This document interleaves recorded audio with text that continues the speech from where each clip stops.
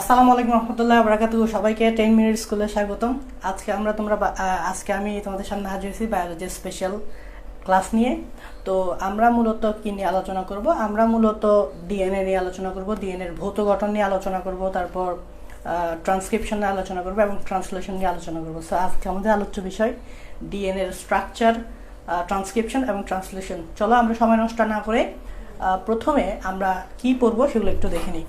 প্রথমে আমরা যে জিনিসগুলো পড়ব, যে আমরা ডিএনএর সম্বন্ধে জানব, ডিএনএর সম্বন্ধে জানবো আস্তে আস্তে বেসিক সহকারে। তারপর আমরা ট্রান্সক্রিপশন সম্বন্ধে জানব, তারপর আমরা ট্রান্সলেশন সম্বন্ধে জানব।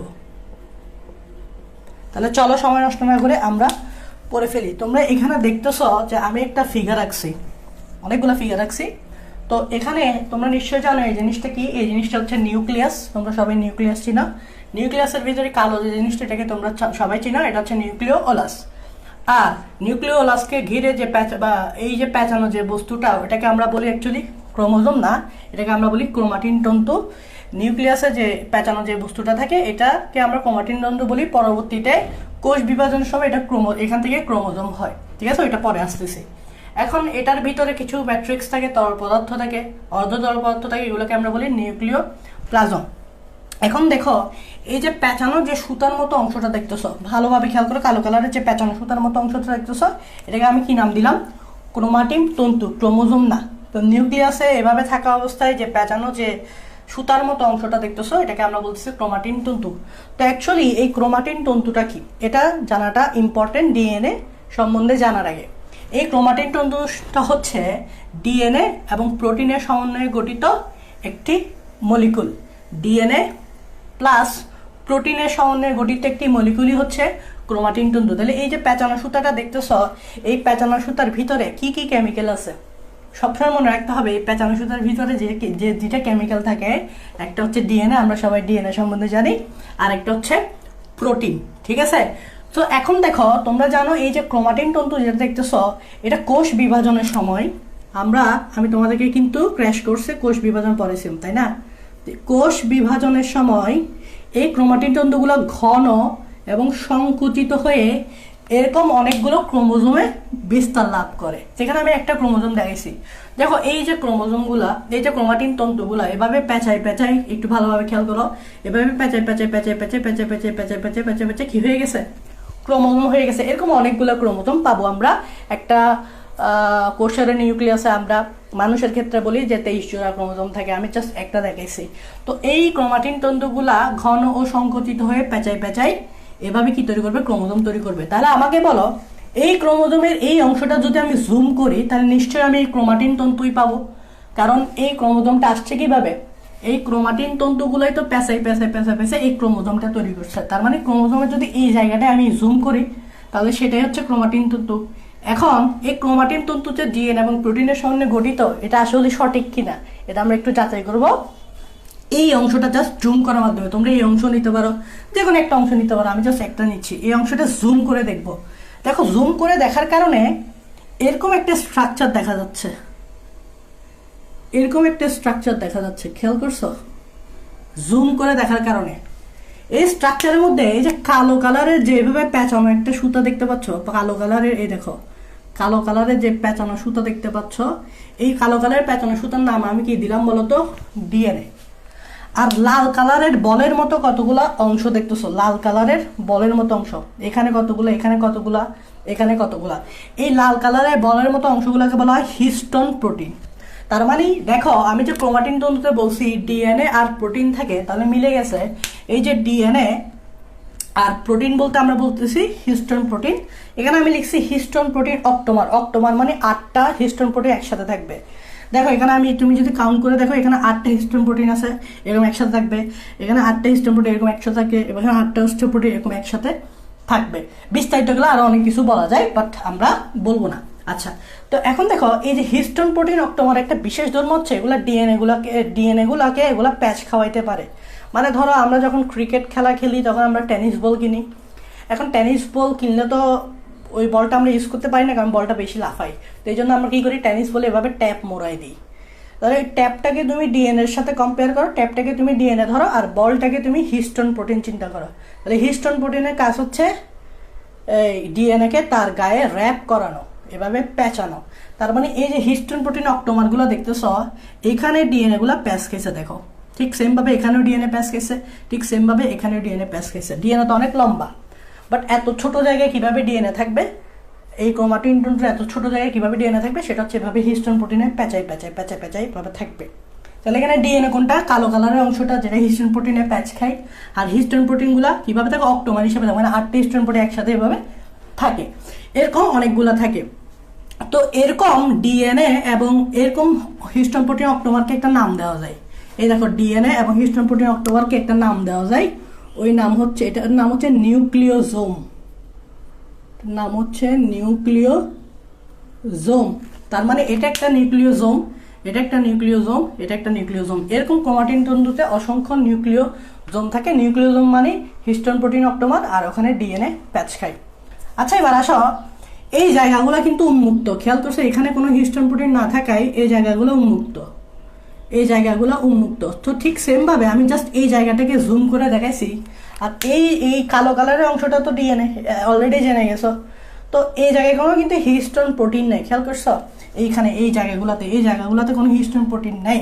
তো এই জায়গাগুলোকে আমরা জুম করে দেখলে এগুলোতে আমরা ডিএনএ বুঝে গেছি, বাট এই জায়গাগুলোকে জুম করে দেখলে আমরা দেখতে পাবো ডিএনএ ডাবল হেলিক্স, এরকম দেখতে পাবো এই চিহ্ন। তোমরা তো সবাই জানো আমাদের ডিএনএ, যেটা আমরা যে ডিএনএ এর কথা বলি, ডিএনএ হচ্ছে ডাবল হেলিক্স, মানে পেঁচানো দ্বিসূত্র, দুইটা সূত্র থাকে।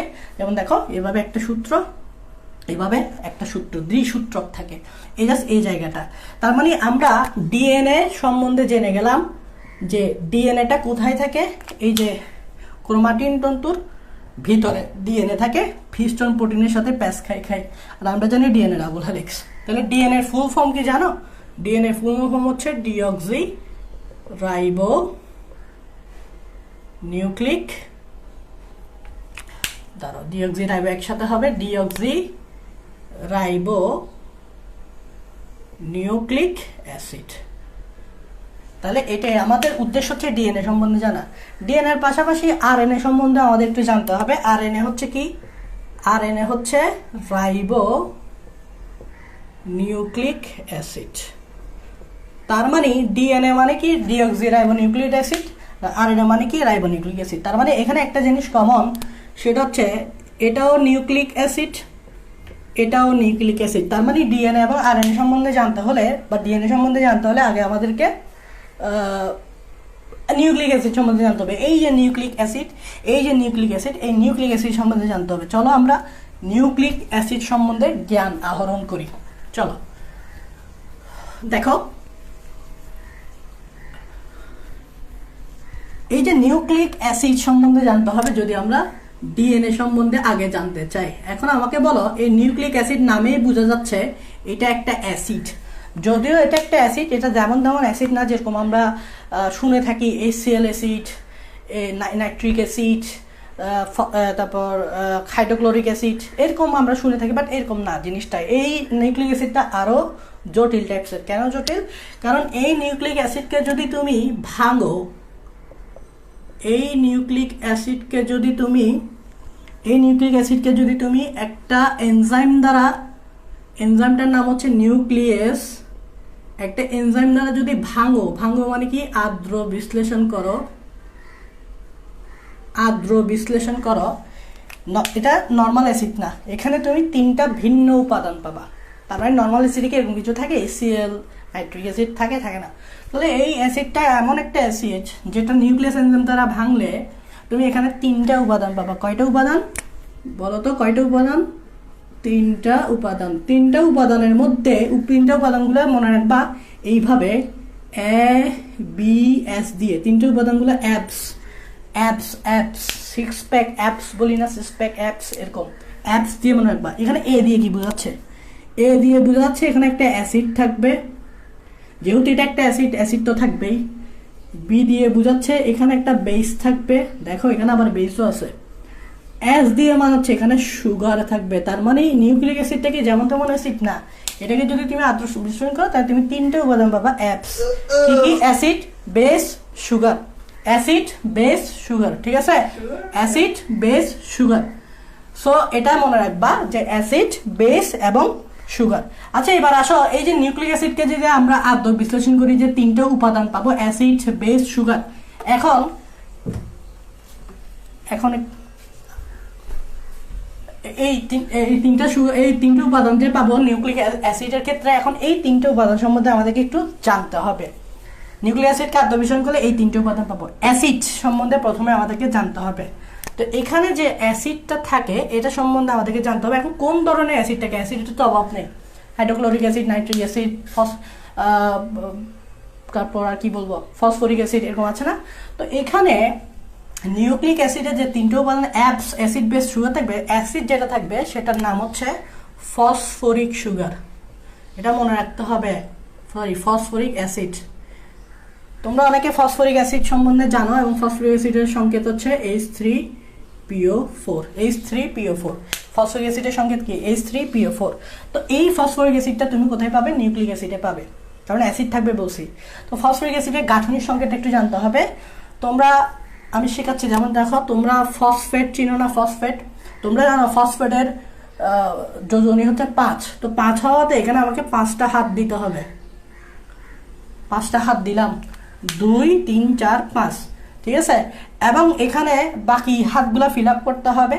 যেমন এই হাতটা আমি OH দিয়ে ফিল আপ করছি, এই হাতটাও OH দিয়ে ফিল আপ করছি, এই হাতটাও OH দিয়ে ফিল আপ করছি, আর এই হাতটা অক্সিজেন দিয়ে ফিল আপ করছি। তাহলে হয়ে গেছে আমাদের ফসফরিক অ্যাসিড। খেয়াল করে দেখো, H3PO4।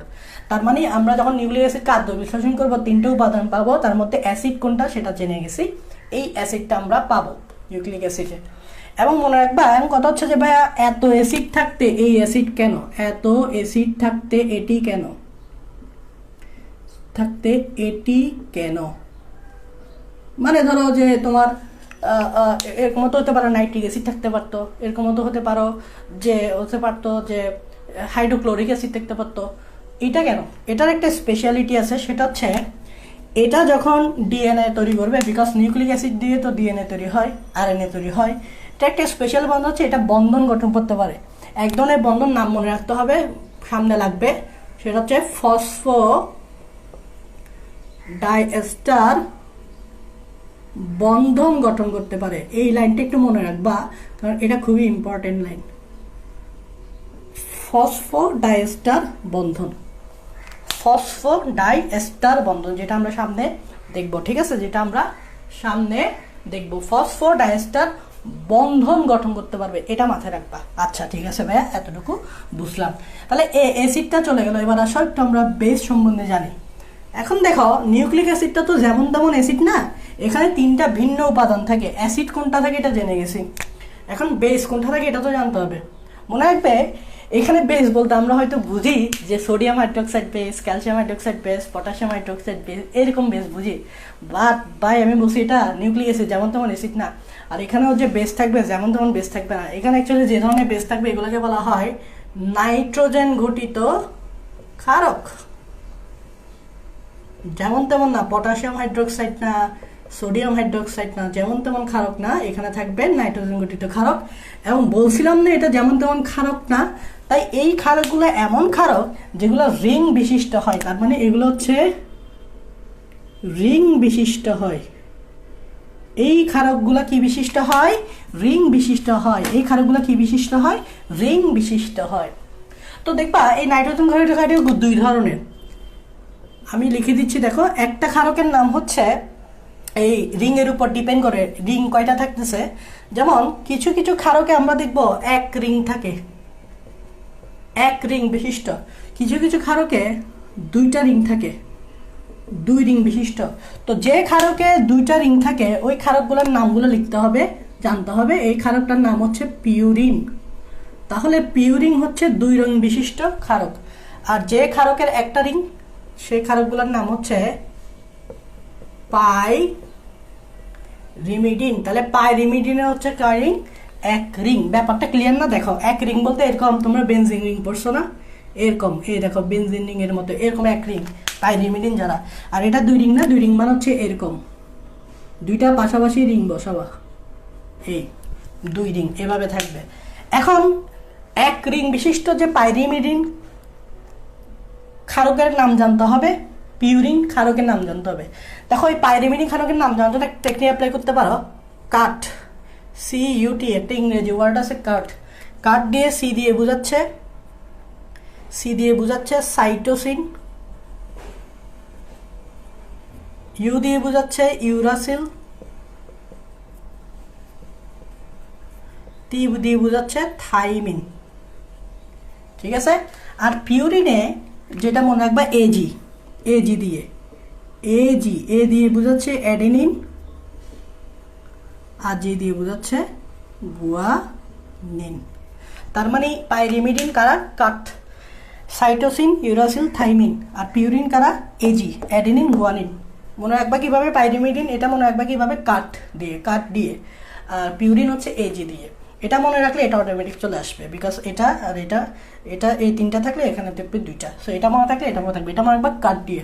এখন অনেকে কনফিউশনে ভুগে যে ভাইয়া পিউরিন কি এক রিং বিশিষ্ট নাকি এই দুইটার মাঝে একটু কনফিউশন লাগে, কারণ এটা স্বাভাবিক যে এটা 2 রিং বিশিষ্ট, এটা 1 রিং বিশিষ্ট। অনেকে ভুলে এটাকে 1 রিং বিশিষ্ট 1 রিং বিশিষ্ট বলে দেয়, আবার এটাকে অনেকে এই 2 রিং বিশিষ্ট বলে দেয়। এই কনফিউশন যাতে না লাগে, তাহলে আমি একটা জিনিস বলবো, সেটা হচ্ছে এখানে স্পেলিংটা একটু বড়, এখানে স্পেলিংটা একটু ছোট। মনে রাখবা এর স্পেলিং বড় হলেও এর রিং ছোট, মানে এখানে একটা রিং।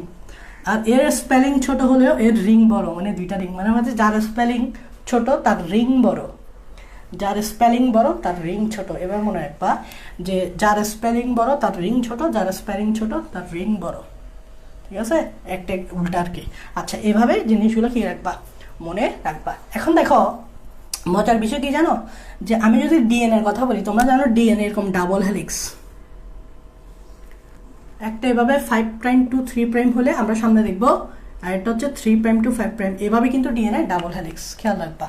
এখন দেখো এই যে ডিএনএ স্ট্র্যান্ডগুলো এই নাইট্রোজেনাস বেস থাকে। যেমন দেখো মনে রাখবা এখান থেকে যদি তুমি অ্যাডিনিন নাও, মনে রাখবা সবসময় অ্যাডিনিন যদি এই স্ট্র্যান্ডে থাকে, এই স্ট্যান্ডের অপোজিটে যে জিনিসটা বসবে এটা সবসময় মনে রাখবা এর সাথে টি বসে, তাহলে এখানে আমি টি বসাবো। আর মনে রাখবা যদি গুয়ানিন থাকে তাহলে বসাবা সি, মানে জি এর সাথে সি বসে সবসময়। মানে টি থাকলে এ আসবে, বা এ আসলে টি আসবে, এ থাকলে টি আসবে, জি থাকলে সি আসবে, অথবা সি থাকলে জি আসবে। এরকম স্ট্রেনগুলা থাকে, অপোজিট থাকে। মানে একটা পিউরিন নিলে আর একটা পাইরিমিডিন নিবা, বাট এর সাথে সবসময় টি। মনে রাখবা কিভাবে?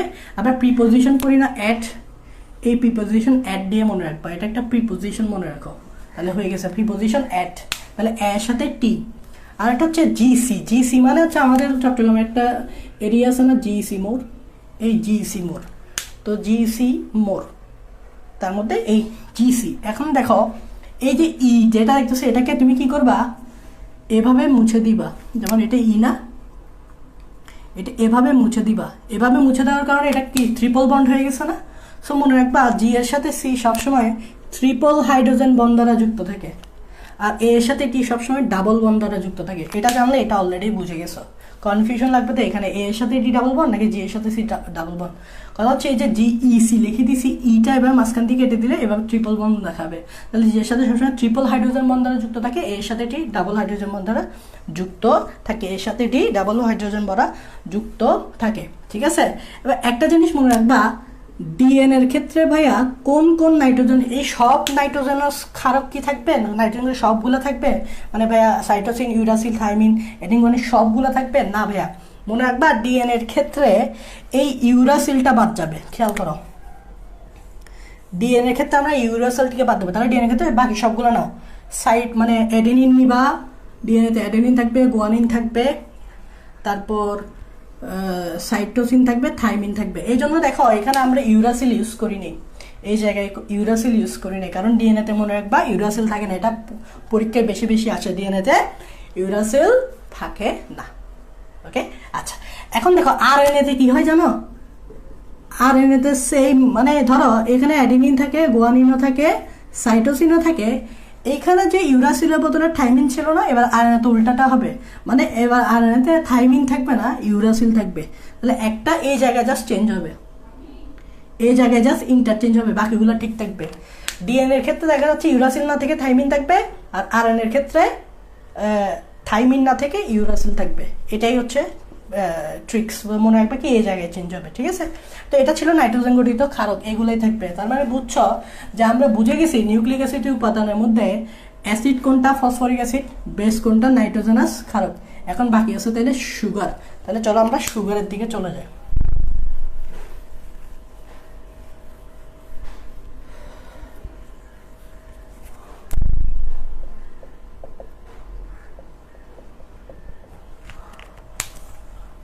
দেখো এখন থাকবে হচ্ছে তোমাদের সুগার। এখন কি রকম সুগার তোমরা কি জানো? সুগার বলতে অ্যাকচুয়ালি কি বোঝায়? বায়োলজির ভাষায় বা কেমিস্ট্রির ভাষায় যেটাই বলো, সুগার বলতে বায়োলজির ভাষায় কি বোঝায় মনে রাখবা? সুগার বলতে একটা কেমিক্যাল বোঝায়, যে কেমিক্যালে সর্বপ্রথম কার্বন থাকবে, তারপর হাইড্রোজেন থাকবে, তারপর অক্সিজেন থাকবে। তার মানে কার্বন, হাইড্রোজেন, অক্সিজেন দ্বারা গঠিত যৌগকেই আমরা মূলত সুগার বলে থাকি। তাহলে সুগার বলতে আমরা নর্মালি যে চিনি খাই এটাও একটা সুগার, অবশ্যই সুগার, এটাকে সুগার বলে। এবং চিনির সংকেতেও তুমি কার্বন, হাইড্রোজেন, অক্সিজেন পাবে। এখন সুগার অনেক ধরনের হয়, যে শর্করা জাতীয় খাবার কেউ সুগার বলে, মানে কার্বোহাইড্রেট কেউ সুগার বলে। আচ্ছা যাই হোক, এটা সেল কেমিস্ট্রির একটা অংশ, ঠিক আছে। তো এখন দেখো এই সুগার অনেক ধরনের হতে পারে, যেমন ট্রায়োস, টেট্রোস, পেন্টোস, হেক্সোস। এগুলো মানে কি? ট্রায়োস মানে হচ্ছে যে সুগারে 3টা কার্বন থাকবে। টেট্রোস মানে হচ্ছে নাম দেখে বোঝা যায় যে সুগারে 4টা কার্বন থাকবে। পেন্টোস মানে হচ্ছে যে সুগারে 5টা কার্বন থাকবে। হেক্সোস মানে হচ্ছে যে সুগারে 6টা কার্বন থাকবে। যেমন গ্লুকোজের 6টা কার্বন থাকে, তাহলে গ্লুকোজ হচ্ছে হেক্সোস। এক কথা হচ্ছে তাহলে বেলা ডিএনএতে বা আরএনএতে বা নিউক্লিক অ্যাসিডে কোন ধরনের সুগার থাকবে মনে রাখবা? নিউক্লিক অ্যাসিডে যে ধরনের সুগার থাকে এটা হচ্ছে পেন্টোজ সুগার। পেন্টোজ সুগার মানে ওই সুগারে কার্বন থাকবে কয়টা? 5টা। তার মানে এবার বুঝছো নিউক্লিক অ্যাসিডে যে সুগার থাকবে pentose, not hexose, not triose, এমন সুগার থাকবে যেটা 5টা কার্বন থাকবে।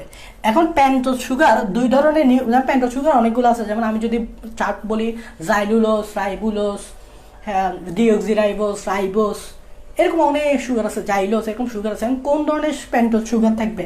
2 ধরনের পেন্টোজ সুগার থাকবে, একটু লিখো। এক ধরনের পেন্টোজ সুগারের নাম হচ্ছে রাইবোজ সুগার, আরেক ধরনের পেন্টোজ সুগারের নাম হচ্ছে ডিঅক্সিরাইবোজ সুগার। ডিঅক্সিরাইবোজ সুগার, এই 2 ধরনের সুগার আমরা পাবো। একটা হচ্ছে কি রাইবোজ সুগার, আর একটা হচ্ছে পেন্টোজ সুগার। এই রাইবোজ সুগারের সংকেত যদি আমি লিখি, অবশ্যই যেহেতু পেন্টোজ কার্বন থাকবে 5টা, ঠিক আছে, হাইড্রোজেন থাকবে 10টা, অক্সিজেন থাকবে 5টা। ডিঅক্সিরাইবোজ সুগারের ক্ষেত্রে খেয়াল করো, তোমার কার্বন থাকবে 5টা, এটার মতো সেম, হাইড্রোজেনও 10টা সেম, বাট মজার বিষয় কি জানো? অক্সিজেন এখানে 5টা না, এখানে একটা কমাই দাও, 4টা। তার মানে এটা প্রায় সিমিলার বলতে পারো, জাস্ট এই জায়গায় 5টা অক্সিজেন, এই জায়গায় একটা অক্সিজেন চলে গেছে, ঠিক আছে, এই জায়গায় একটা অক্সিজেন চলে গেছে। এখন আমাদেরকে কি করতে হবে জানো? এই 2টা সুগারের স্ট্রাকচার জানতে হবে, এটা খুব ইম্পর্টেন্ট। ডিএনএ স্ট্রাকচার রাখতে হলে তোমাকে এই 2টা সুগারের স্ট্রাকচার রাখতে হবে। তা আমি আঁকাটা একটু দেখাই দিচ্ছি তোমাদেরকে। প্রথমে দেখো রাইবোজ সুগার কিভাবে আঁকবা। 5টা কার্বন না, 5টা কার্বনকে কিভাবে দিবা দেখো।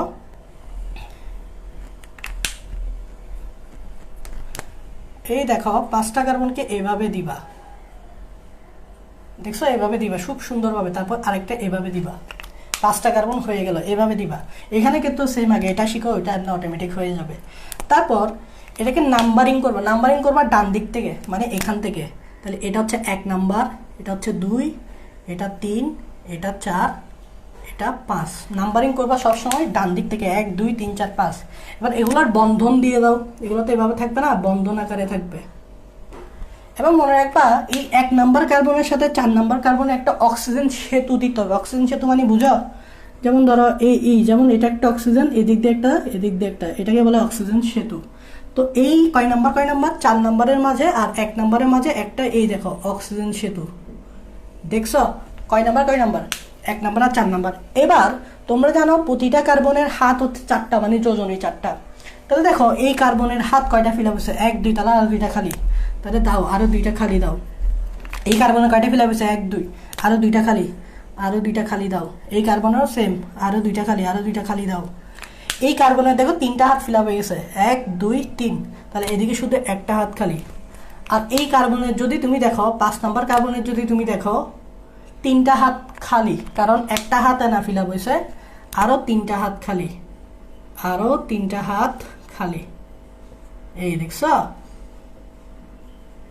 এই 3টা হাত খালি।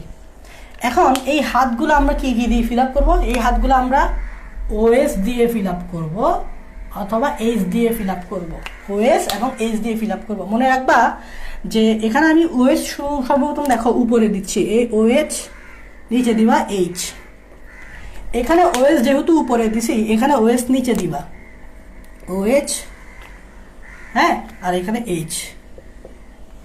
ওকে, এটা যেরকম আছে এখানেও সেরকম দিয়ে দিবা, এই ওএইচ, এইচ। এখন দেখো এখানে আমি 3টা হাত অলরেডি খালি হওয়াতে ওএস দিতে পারতেছি না, কারণ 3টা হাত খালি। তো একটা হাত আছে, ওই একটা হাতটা আমরা শুধুমাত্র হাইড্রোজেন দ্বারা ফিল আপ করবো। আর এখানে যেহেতু 3টা হাত খালি, এখানে একটা ওএস দাও, এখানে 2টা হাত খালি, এখানে 2টা হাইড্রোজেন দিয়ে দাও। তাহলে এটা অলরেডি হয়ে গেছে CH2OH। এটাই হচ্ছে তোমার রাইবোজ সুগার। তো এটাকে বলা হয়, এটার একটা নাম দেওয়া যায়, এটাকে বলা হয় বিটা ডি রাইবোজ সুগার। এখন তুমি বলবা বিটা মানে কি? মনে রাখবা এই 1 নাম্বার কার্বনের এই উপরের পজিশনটাকে বলা হয় বিটা পজিশন, আর নিচের পজিশনটাকে বলা হয় আলফা পজিশন। তো বিটা মানে হচ্ছে ওএসটা যে পজিশনে থাকবে এটার নাম সেরকম হয়ে যাবে। আপাতত ওএসটা কোন পজিশনে আছে? বিটা পজিশনে আছে। ওএসটা যে পজিশনে থাকবে, এইচ না, তো ওএস যে পজিশনে থাকবে এটার নামই সেরকম হয়, বিটা। এখন দেখো ডিঅক্সিরাইবোজ সুগার এটার মধ্যে একদম সিমিলার, মানে এটা হুবহু তুলে দিবা, কারণ স্ট্রাকচারই বলতেছে। বাট একটা জায়গায় ডিফারেন্স, সেটা হচ্ছে অক্সিজেন একটা কমে যাবে। কোন জায়গায় কমবে সেটাই আমরা দেখবো, কোন জায়গায় কমবে সেটাই আমরা দেখবো। তাহলে কপি করতে পারবা তো? এই দেখো, কপি করো, এইভাবে কপি করো, এইভাবে কপি করো, এভাবে হাত দিয়ে দাও। এবং মনে রাখবা এটা 1 নাম্বার, এটা 2 নাম্বার, এটা 3 নাম্বার, এটা 4 নাম্বার, এটা 5 নাম্বার। এভাবে 4 নাম্বারের মাঝে 1 নাম্বারের অক্সিজেন ব্রিজ থাকে। তারপর এখানে ওএইচ ছিল, এখানে এইচ, এখানে ওএইচ, এখানে এইচ, কপি করো, এখানে ওএইচ, এখানে এইচ, এখানে এইচ, আর এখানে 4টা হাত খালি, 2টা হাত ফিল আপ হবে 2টা হাইড্রোজেন দিয়ে, একটা হাত ফিল আপ হবে ওএস দিয়ে। তাহলে খেয়াল করো সব ঠিক আছে, বাট এখানকার যে 2 নাম্বার কার্বনে ওএস আছে, আবার এখানে 2 নাম্বার কার্বনে ওএস আছে, এই 2 নাম্বার কার্বনে ওএস থেকে ওটাকে বাদ দাও, একটা অক্সিজেন কম হবে, সেটা বোঝা যাচ্ছে O5 O4, একটা অক্সিজেন কম হবে। আর অক্সিজেনটা কম হবে কয় নাম্বার কার্বন থেকে? 2 নাম্বার। এটা পরীক্ষায় আসে অনেক সময় যে 2 নাম্বার কার্বন থেকে আমরা অক্সিজেনটাকে বাদ দিছি। তো এটার নাম কি হয়ে যাবে? ডি। ডি মানে হচ্ছে 9, অক্সি মানে হচ্ছে অক্সিজেন নাই, ডি মানে হচ্ছে 9, অক্সিজেন মানে হচ্ছে অক্সিজেন নাই। তাহলে কয় নাম্বার কার্বনে অক্সিজেন নেই? 2 নাম্বার কার্বন অক্সিজেন নাই, এটা পরীক্ষায় আসে। তাহলে এটার নাম হয়ে যাবে beta D deoxyribose sugar. So আশা করি বুঝতে পারছো যে রাইবোজ সুগার দেখতে কিরকম, ডিঅক্সিরাইবোজ সুগার দেখতে কিরকম। এখন মনে রাখবা এই ডিঅক্সিরাইবোজ সুগারটা তুমি কোথায় পাবা? নাম দেখে বোঝা যায় ডিঅক্সি, ডিএনএ তো তুমি দেখবা ডিঅক্সি কথাটা লেখা আছে, তার মানে ডিঅক্সিরাইবোজ সুগার তুমি পাবে ডিএনএ তে, আর রাইবোজ সুগারটা তুমি পাবা আরএনএ তে। এটা পাবা কোথায়? ডিএনএ তে, আর এটা পাবা আরএনএ তে। আর মজার বিষয় কি জানো, আমরা অনেক সময় এইভাবে আঁকাটা অনেকটা সময় সাপেক্ষ না? তোমার কি মনে হয় এরকম আঁকাটা অনেক সময় সাপেক্ষ না? এই জন্য আমরা কি করি, এই জিনিসটা খুব শর্টকাটে করে ফেলি। কিভাবে দেখো, 5টা কার্বন কিনা, 5টা কার্বন বিদায় এভাবে আমরা এরকম 5টা কোণা দিয়ে দিই। তা আমি কোথায় আঁকবো? হ্যাঁ, এখানে আঁকি। এই দেখো 5টা কোণা দিয়ে দিই।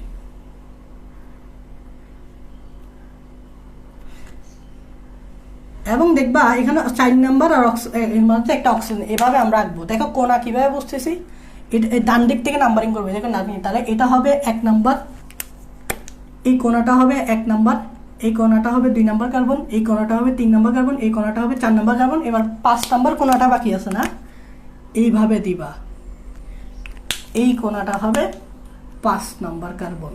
তাহলে আমরা সংক্ষেপে এভাবে করে ফেলি। এবং 4 নাম্বার আর 1 নাম্বারের মধ্যে অক্সিজেন সেতু আছে না, তাই এভাবে এদিকে আমরা অক্সিজেন সেতু দিছি।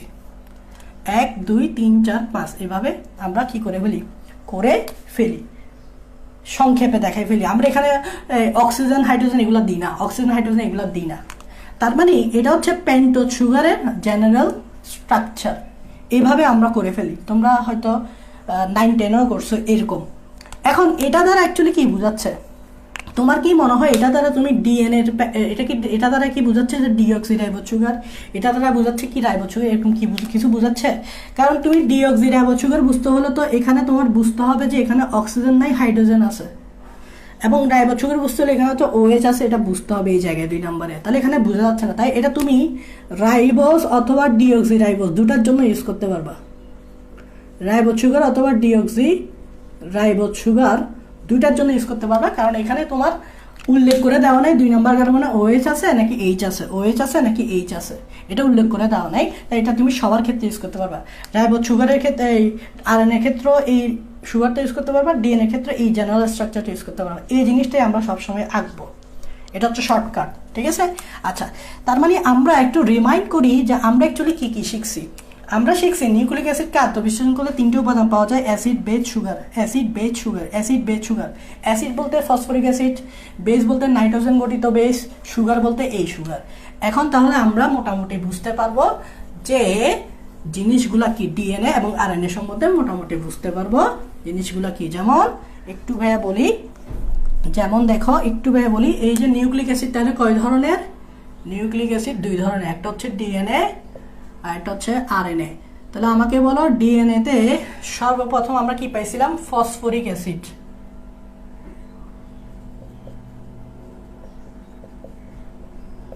H3PO4, ঠিক আছে? এখানেও আমরা কি পাইছিলাম? ফসফরিক অ্যাসিড, ডট ডট দিলাম। 2 নাম্বার ডি জানার 2 নাম্বার এখানে আমরা পেয়েছি নাইট্রোজেন গঠিত ক্ষারক। তবে নাইট্রোজেন গঠিত ক্ষারকের মধ্যে কি কি ছিল? অ্যাডেনিন, গুয়ানিন, সাইটোসিন, ইউরাসিল থাকে না, থাইমিন থাকবে। আর আরএনএতে আমরা কি পাইছিলাম? Adenine, guanine, cytosine same, but এখানে যে থাইমিন থাকে এখানে থাকবে, এখানে যে ইউরাসিল থাকে না, বাট এখানে ইউরাসিল থাকে। আরএনএতে ইউরাসিল থাকে কিন্তু থাইমিন থাকে না, এই জায়গাটা চেঞ্জ হবে। এখানে ইউরাসিল না থেকে থাইমিন ছিল, আর এখানে থাইমিন না থেকে ইউরাসিল থাকবে। আচ্ছা, 3 নম্বরে কি ছিল বলতো? 3 নম্বরে যেটা ছিল, এখানে ছিল হচ্ছে রাইবোজ সুগার, এখানে ছিল deoxyribose sugar, deoxyribose sugar, আর এখানে হচ্ছে রাইবোজ সুগার। তার মানে ডিএনএ এবং আরএনএ সম্বন্ধে মোটামুটি আমরা জানতে পারছি যে ডিএনএ তে কি কি উপাদান থাকে এবং আরএনএ তে কি কি উপাদান থাকে, ডিফারেন্সটাও বুঝতে পারছি। আচ্ছা, এবার আসো আমরা এত কিছু বুঝে গেছি, এবার আমরা ডিএনএ স্ট্রাকচার সম্বন্ধে জানতে পারবো, কারণ ডিএনএ সম্বন্ধে অনেক কিছু জেনে গেছি। এবার আমরা ডিএনএর রাসায়নিক গঠন সম্বন্ধে জানবো। ডিএনএর রাসায়নিক গঠন, ডিএনএর রাসায়নিক গঠন। এবার আমরা জানবো ডিএনএর রাসায়নিক গঠন। ডিএনএর রাসায়নিক গঠন।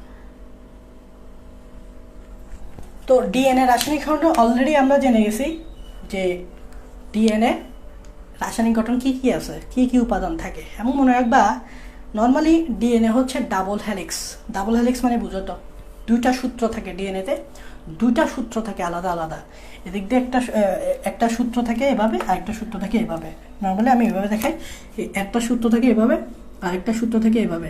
একটা 5' to 3' হলে আর একটা হয় 3' to 5', ঠিক আছে? এভাবে থাকে ডিএনএ সূত্রতে। এখন দেখো যে ডিএনএ রাসায়নিক সূত্রতে আমরা তো দেখলাম ডিএনএ কিভাবে তৈরি করা হয়। প্রথমে আসো, আমরা বলছিলাম কি ডিএনএ তে কি কি উপাদান থাকে। প্রথমে থাকে একটা সুগার, মনে করে দেখো আমি বলছিলাম শর্টকাটে আঁকবো, বলছিলাম এভাবে।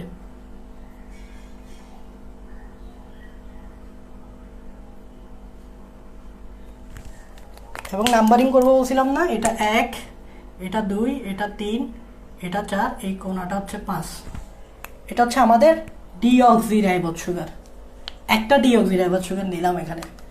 ঠিক সেমভাবে নিচে আরেকটা ডিঅক্সি রাইবোজ সুগার দিব।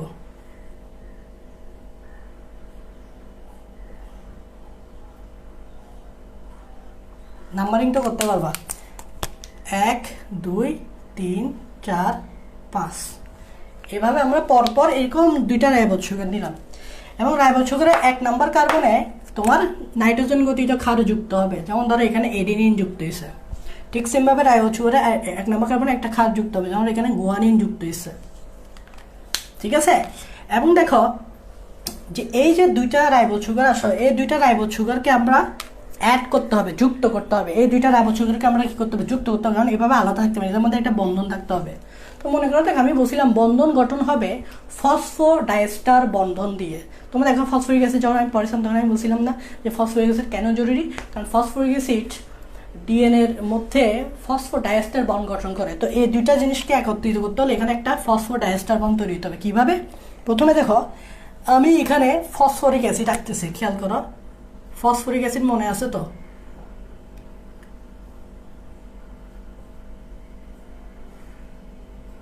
এইভাবে ছিল তাই না ফসফরিক অ্যাসিড, এই ফসফরিক অ্যাসিড।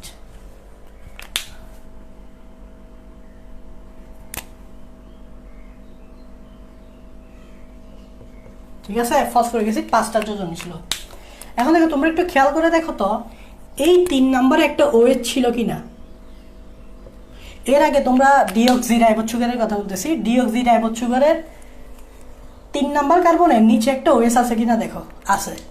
এখন দেখো এই OH এর সাথে এই OH একটা বিক্রিয়া করবে, খেয়াল করো OH প্লাস OH বিক্রিয়া করে কি হয় জানো তো?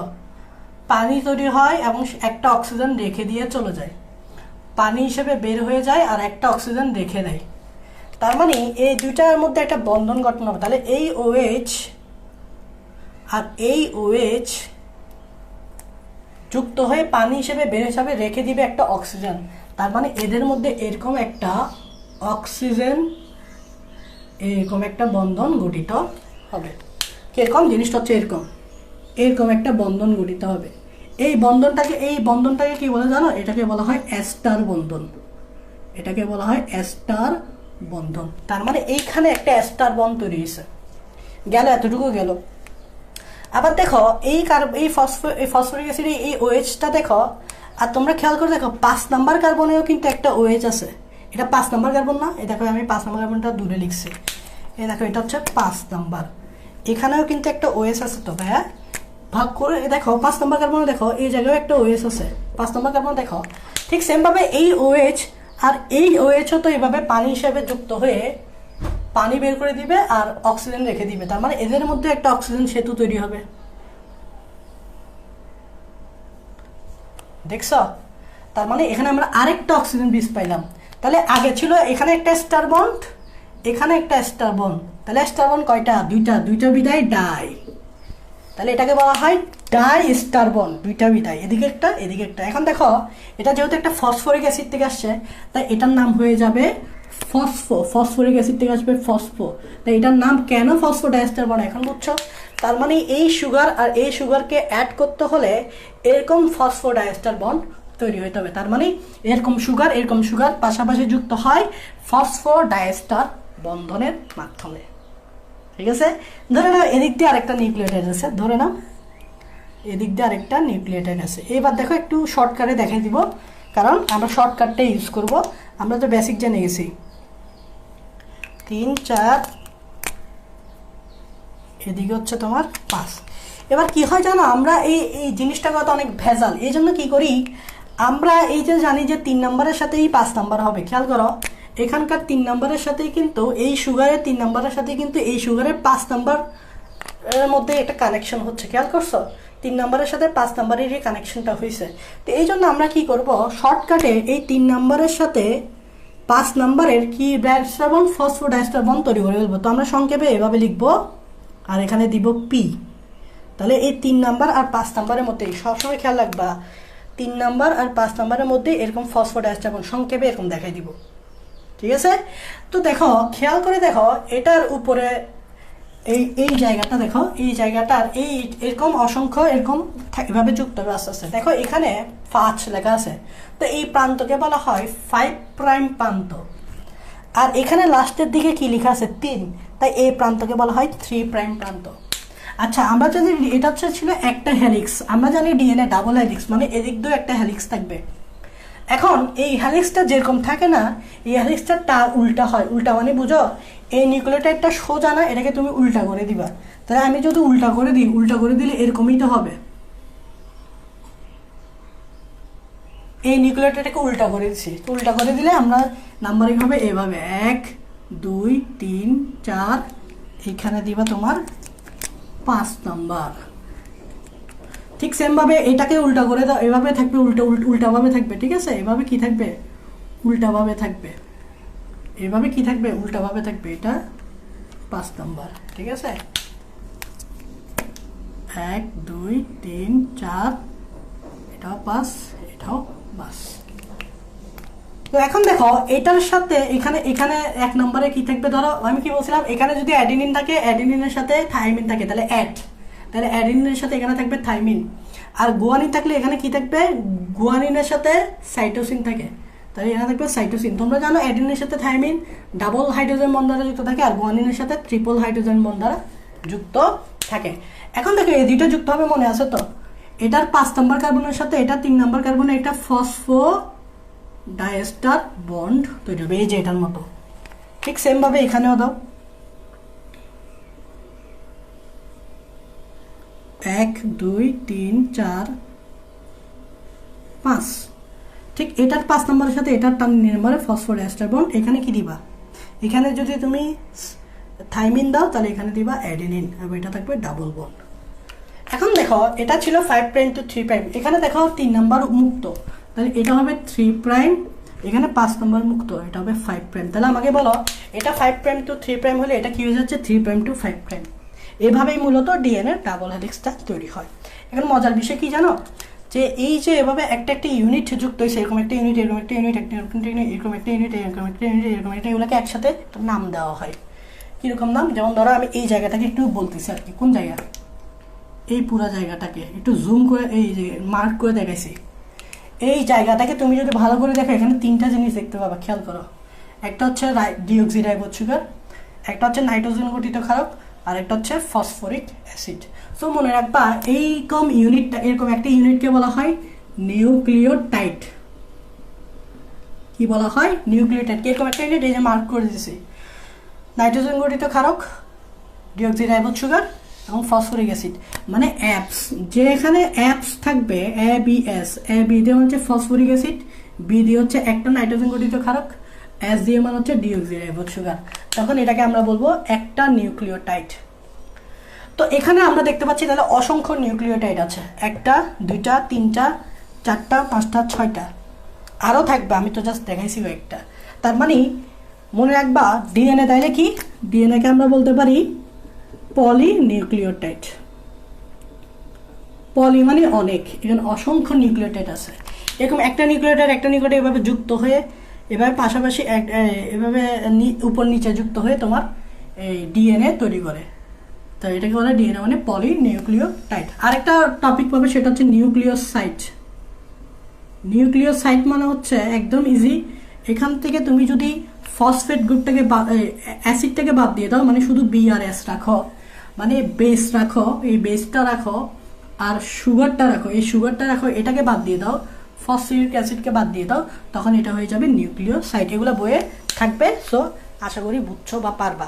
তো এখন কথা হচ্ছে যে ভাইয়া এটা তো আপনি ডিএনএ স্ট্রাকচার দেখেছেন, বা আমরা বলছেন নিউক্লিওটাইড। তো নিউক্লিওটাইডগুলোকে আমরা নাম দেই, যেমন ডিএনএর ক্ষেত্রে এভাবে নাম দেই, ডিএনএর ক্ষেত্রে আমরা এভাবে নিউক্লিওটাইডগুলোকে নাম দেই, যেমন DAMP, এটা একটা নিউক্লিওটাইড। তারপর এরকম নাম দিতে পারি DGMP, এটা দ্বারা মানে এগুলো একটা নিউক্লিওটাইড। ডি দিয়ে মানে হচ্ছে ডিঅক্সি, ডি দিয়ে মানে হচ্ছে ডিঅক্সি, এ দিয়ে মানে হচ্ছে এডিনোসিন, এই যে এডিনিন আছে দেখো, এডিনিন, এই এডিনোসিন। এম দিয়ে হচ্ছে মনো, পি দিয়ে হচ্ছে ফসফেট, ফসফেট তো তোমরা চিনো, মনো মানে এক। তার মানে এটা একটা নিউক্লিওটাইডের নাম হচ্ছে কি? Deoxy adenosine monophosphate. তো এটাকে যদি আমি টি দেই, টিপি দেই, তাহলে টি দিয়ে বোঝাচ্ছে ট্রাই, ট্রাই মানে 3টা ফসফেট থাকবে। তাহলে ডিএমপি হোক, ডিএটিপি হোক, যাই হোক, এটা একটা অ্যাডেনিন নিউক্লিওটাইডকে বোঝাচ্ছে, এই নিউক্লিওটাইডকে বোঝাচ্ছে, এই দেখো এই নিউক্লিওটাইডকে বোঝাচ্ছে। এই যে এই নিউক্লিওটাইডটাই বা দেখো অ্যাডেনিন, অ্যাডিনোসিন, ফসফেট কয়টা? একটা, তাই এটাকে আমি মনো দিব, 3টা থাকলে ট্রাই দিব, ঠিক আছে? তারপর অ্যাডিনোসিন, নোসিন কেন বলতেছে? দেখো অ্যাডিনিনের সাথে যদি পেন্টোজ সুগার যুক্ত হয়, এই যে দেখো অ্যাডিনিনটা পেন্টোজ সুগারের সাথে যুক্ত হয়েছে, তাই এটার নাম হয়ে গেছে এডিনোসিন। এডিনোসিন, তাই এটাকে আমরা এডিনোসিন বলতেছি।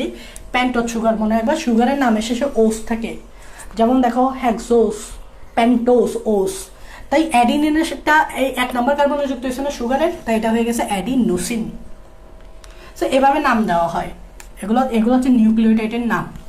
হ্যাঁ, আরএনএ এর ক্ষেত্রে কিন্তু কি হবে বলতো, আরএনএ এর ক্ষেত্রে এরকম হবে, শুধু ডিটা থাকবে না, এএমপি, ইউএমপি, এ দিয়ে অ্যাডিনিন, নোসিন মনোফসফেট, ইউরাসিল মনোফসফেট। এখানে ডি থাকবে না, কারণ এটা তো ডিঅক্সির ক্ষেত্রে, ডিএনএ এর ক্ষেত্রে থাকবে।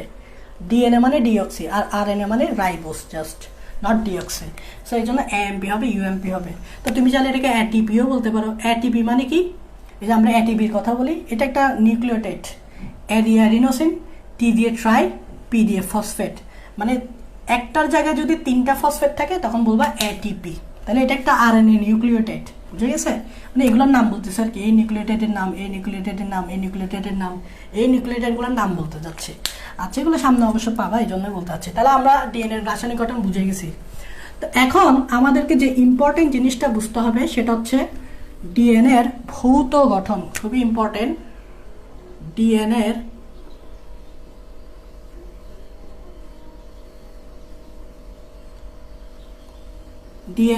ভৌত গঠন। ডিএনএর ভৌত গঠন বলতে বোঝাচ্ছে ডিএনএটা দেখতে কীরকম। অ্যাকচুয়ালি দেখতে কীরকম, ছবি টবি যদি তুলি দেখতে কীরকম মনে, একবার ডিএনএ হচ্ছে একটি পেঁচানো, অবশ্যই ডিএনএ হচ্ছে পেঁচানো ডাবল হেলিক্স, মানে দ্বিসূত্রক। দ্বিসূত্রককে বাংলা ইংরেজিতে বলে ডাবল হেলিক্স।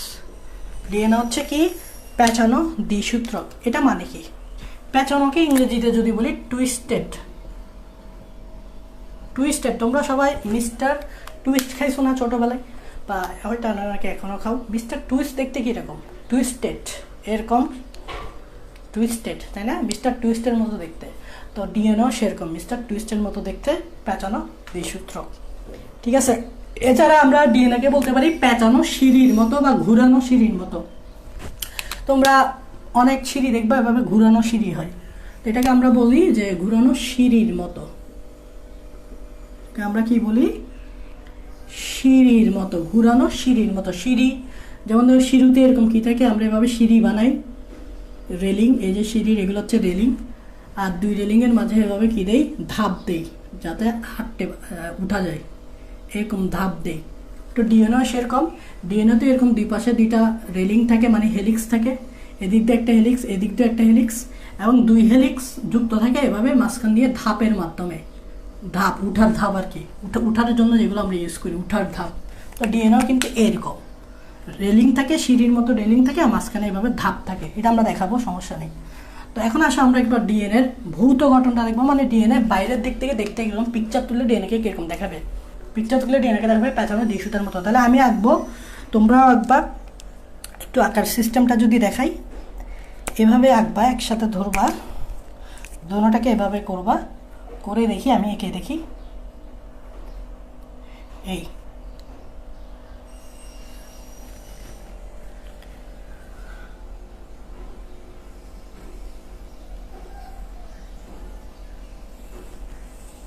এই এভাবে আঁকবা।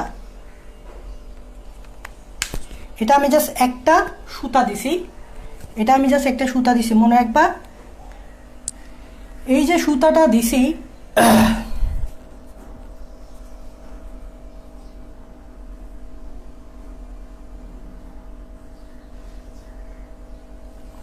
এভাবে একটা সুতা দিছি, ঠিক আছে?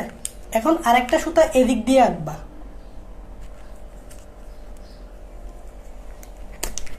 তোমরা কলম দিয়ে করতে পারো, 2টা সেম কালারের কলম করতে পারো।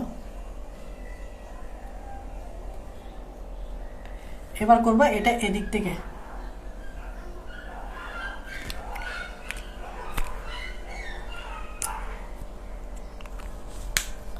আচ্ছা আমরা এমনি এঁকে দিই, কারণ এখানে একটা মার্কার মোটা, একটা মার্কার চিকন। তোমাদের দোনোটা কলম চিকন হবে, তো কলম চিকন হলে তোমাদের এরকম করতে সুবিধা হবে। জাস্ট সিস্টেমটা দেখাইছি কিভাবে করবা, তা আমি জাস্ট এঁকে ফেলি, কারণ এখানে একটা কলম মার্কার মোটা, একটা মার্কার চিকন, ঠিক আছে?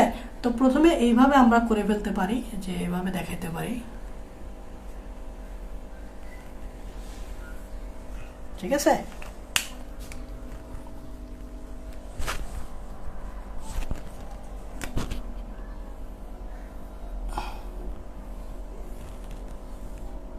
এই এরকম একটা দেখাতে পারে।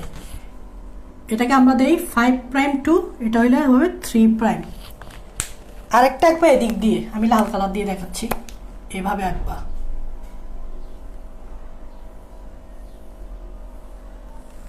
এই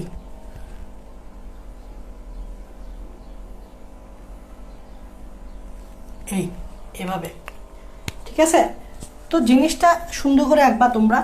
আমি সিস্টেমটা দেখিয়ে দিছি। এখানে আসলে হাতে আঁকলে প্রবলেমটা এদিকেই হয়, হাতে আঁকলে প্রবলেম হয়। তো এটা হচ্ছে 5' to 3', তাহলে এটা হবে 3' to 5'। ঠিক আছে, এইভাবে আঁকবা। দেখো এটা মিস্টার টুইস্টের মতো পেঁচানো সুতা। এখন দেখো মজার বিষয় কি, এই যে জিনিসটা এখান থেকে এই যে এই অংশগুলা, এখান থেকে যে এই অংশগুলো, এগুলোকে আমরা কি বলি বলতো? ব্যাস। যেমন দেখো এটা যদি আমি একটা বৃত্ত আঁকি, বৃত্তের এই জিনিসটাকে আমরা কি বলি? ব্যাস। তার মানে ডিএনএর যে ব্যাস থাকে, ব্যাসটা তোমাকে মনে রাখতে হবে। ডিএনএর ব্যাস হচ্ছে 20 অ্যামস্ট্রং। যদি অ্যামস্ট্রংকে তুমি ন্যানোমিটারে নাও তাহলে এটা হবে 2 ন্যানোমিটার। তার মানে 10 দিয়ে ভাগ করতে হবে ন্যানোমিটারে নিলে। আবার যদি মিটারে নিতে চাও মনে রাখবা 1 অ্যামস্ট্রং ইকুয়াল টু 10⁻⁻10 মিটার। তাহলে ডিএনএর ব্যাস কত? 20 অ্যামস্ট্রং, অথবা ন্যানোমিটারে নিলে 2 ন্যানোমিটার। ব্যাস মানে বুঝছো, এই যে ব্যাসটা, ঠিক আছে? এটাই হচ্ছে ডিএনএর ব্যাস। ওকে, এখন কত হচ্ছে ডিএনএর ব্যাস? তো হ্যাঁ বুঝলাম। এই ডিএনএটার দৈর্ঘ্য কত? এই যে দৈর্ঘ্য লম্বাই কত? মনে হয় একবার ডিএনএ দৈর্ঘ্য আসলে মাপা যাবে না সহজে, কারণ ডিএনএ অনেক লম্বা। ডিএনএ অনেক লম্বা, তো ডিএনএ দৈর্ঘ্য মাপা যাবে না। তাহলে ভাই একটা কাজ করতে পারি, ডিএনএ না মাপা গেলেও ডিএনএ একটা পূর্ণ প্যাচের দৈর্ঘ্য বের করতে পারি। পূর্ণ প্যাচ মানে বুঝো তো? পূর্ণ প্যাচ মানে হচ্ছে, ধরো যে আমি ব্যাপারটা বুঝাই, যে এভাবে ঘুরছে,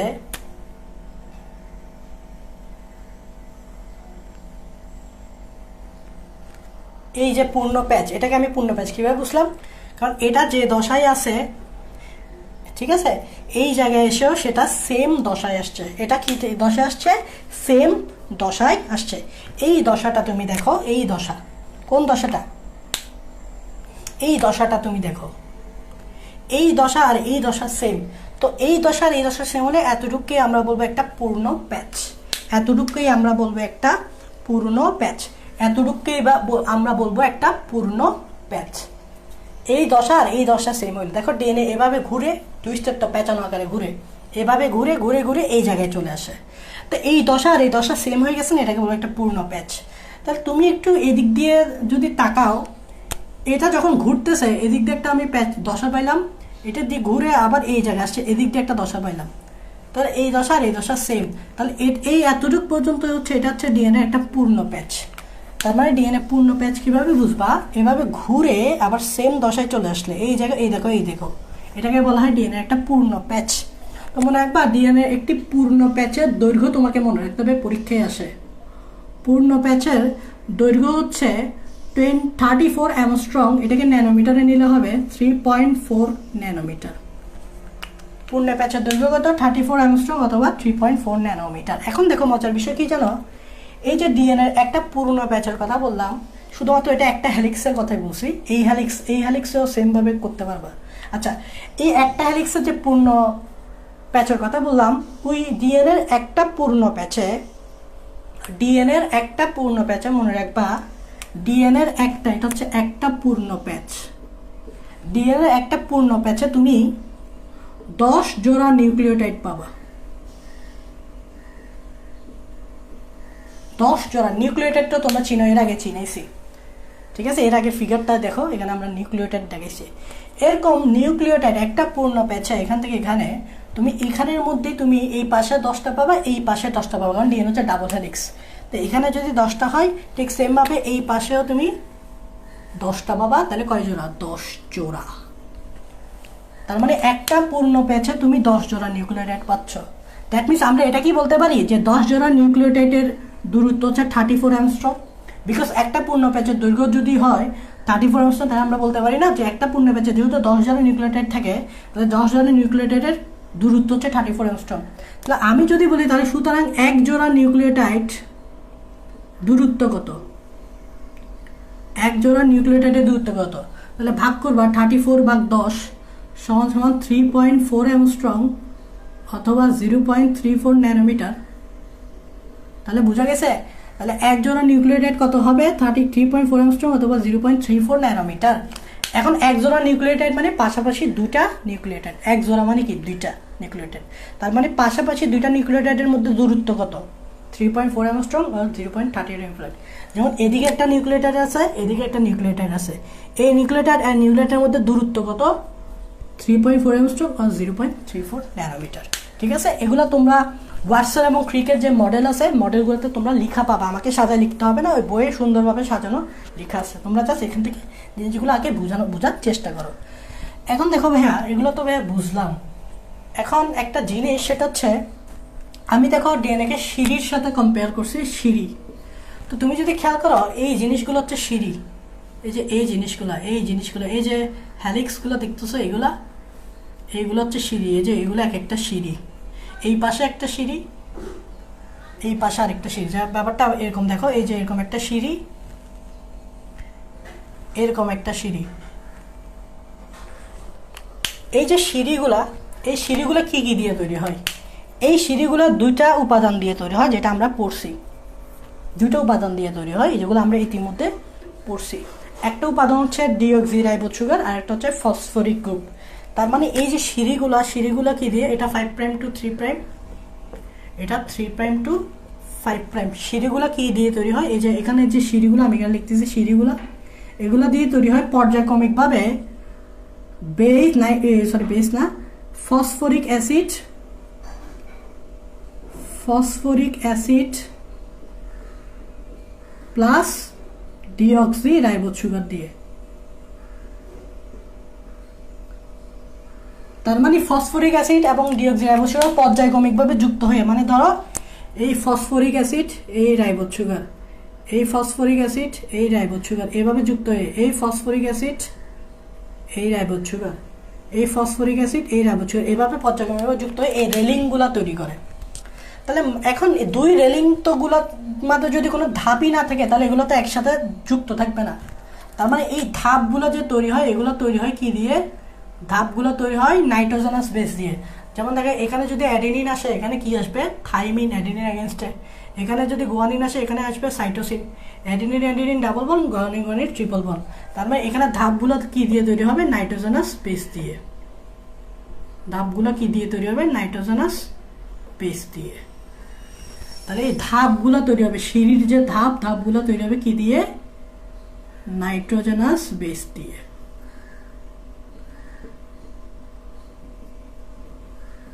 ঠিক আছে, এই যে ধাপগুলো নাইট্রোজেনাস বেস দিয়ে তৈরি হয়েছে। মনে রাখবা এখানে যদি পিউরিন দাও এখানে দিতে হবে পাইরিমিডিন। এই হ্যালিক্সে যদি পিউরিন দাও এটার এগেন্সটে দিতে হবে পাইরিমিডিন। যেমন দেখো অ্যাডেনিন কিন্তু হচ্ছে পিউরিন আর থাইমিন হচ্ছে পাইরিমিডিন। মনে রাখবা আমরা সবসময় বলছি এ এর সাথে সবসময় টি দিতে হবে, জি এর সাথে সি। দেখো এ হচ্ছে পিউরিন, টি হচ্ছে থাইমিন, ঠিক আছে, জি হচ্ছে পিউরিন, সি হচ্ছে থাইমিন। সো সবসময় পিউরিনের সাথে পাইরিমিডিন দিতে হবে।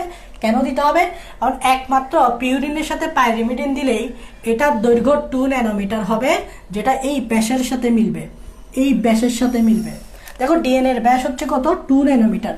তাই এখানে যদি আমি পিউরিন আর পাইরিমিডিনই বসাই তখনই কিন্তু এটার দূরত্ব 2 ন্যানোমিটার হবে। ধরো তুমি পিউরিন বসাই দিছো, দেখা যাচ্ছে 2 ন্যানোমিটার চেয়ে কম হয়ে গেছে। তুমি পাইরিমিডিন বসাই দিও, দেখা যাচ্ছে 2 ন্যানোমিটার চেয়ে বেশি হয়ে গেছে, তাহলে তো হবে না, তাহলে তো ফিট হবে না। ফিট হওয়ার জন্য 2 ন্যানোমিটার হতে হবে। একমাত্র পিউরিন আর পাইরিমিডিন বসালে তোমার ফিট হবে 2 ন্যানোমিটার। এটাই হচ্ছে এই কারণ যে কেন পিউরিনের সাথে পাইরিমিডিন বসে। এটাই হচ্ছে ডিএনএ ভৌত গঠন। তো তোমরা যখন লিখবা তোমরা এই ফিগারটা একবার সুন্দর করে এই কথাগুলো লিখবা, বইয়ে আছে সুন্দরভাবে। আর বইয়ের যে ডিএনএ ওয়াটসন এবং ক্রিকের যে ডিএনএ মডেলের যে বর্ণনাগুলো আছে ওগুলো বইয়ের থেকেই লিখে দিবা সাজানোভাবে। সো আমি ওগুলো জাস্ট এগুলো তুলে ধরেছি। তো এখানে আমরা ডিএনএর ভৌত গঠন পর্যন্ত পড়াইছি। আগে ডিএনএকে তোমাদেরকে চিনেছি, বেসিক ক্লিয়ার করে ডিএনএ চিনেছি, তারপর ডিএনএ রাসায়নিক এবং ভৌত গঠন নিয়ে আলোচনা করছি। নেক্সট টপিক হবে আমাদের ট্রান্সক্রিপশন এবং ট্রান্সলেশন। ঠিক আছে।